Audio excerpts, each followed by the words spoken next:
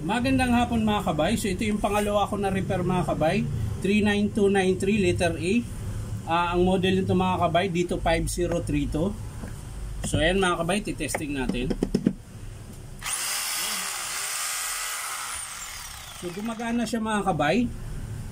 Ang problema po yung kanyang brush holder matigas po pihitin. Ayan. So ayan, gumagana naman yung reverse. Gumagana po yung reverse niya mga kabay, nga lang ang tigas pihitin, no. Ayan, forward.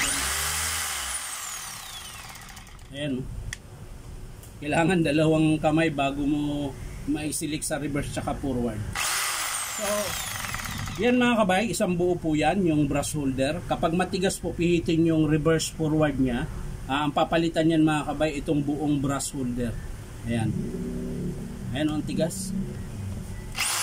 So, check natin yung hammer kung merong palo.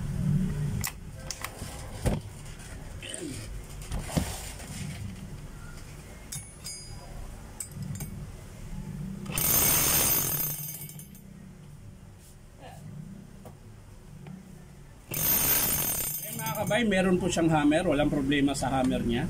Silik natin sa drill. Ayan.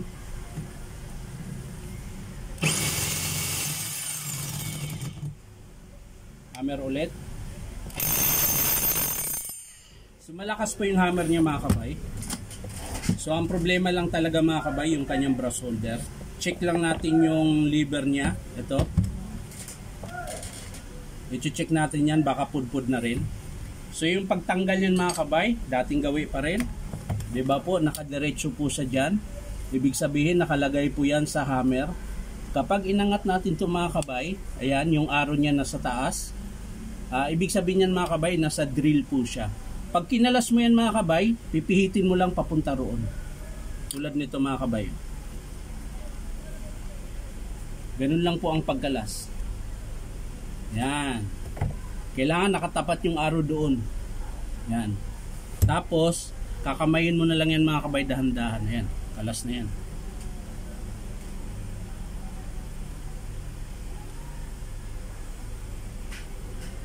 So ayan mga kabay, okay pa po yung lever niya. Ayan, dahil ito po yung bakal, yung bago ngayon. So matibay po yan, di po siya napupudpud. Ayan. So ibabalik lang natin ito mga kabay. So ang estimate lang talaga natin dito mga kabay, hindi ko na po ito bubuksan. Brush holder lang po.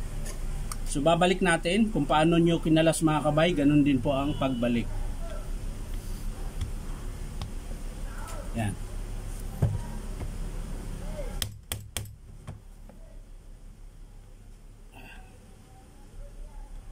Tigas.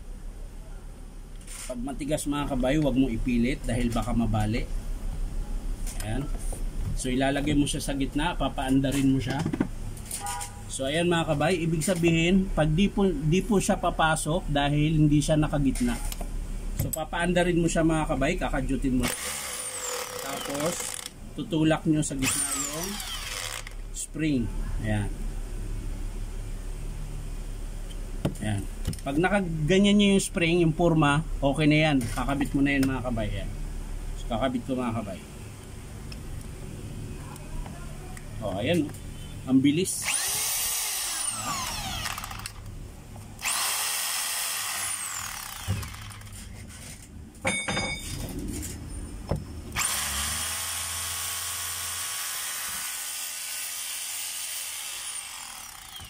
So yan lang talaga mga kabay ang papalitan, brush holder lang po. So pero hindi ko muna ikakabit ngayon dahil aantayin ko yung approve ng customer dahil medyo may kamahalan din yung brush holder, nasa 700 yata. So plus 200, so magiging 900 po lahat kung sakasakaling i-approve ng customer. So yan lang mga kabay, sa mga gustong magpa-repair dito sa amin mga kabay. Ang pinapasukan ko pong hardware ay Powerman Hardware DeWalt, 530 T. Alonso, Santa Cruz, Manila. So punta lang kayo dito mga kabay, hanapin nyo lang yung signboard ng DeWalt, malaki po yan, nasa labas. Bali napagitnaan kami ng Ongpin tsaka Ongpin Ispileta. Ayan. So yan lang mga kabay, maraming salamat, bye bye.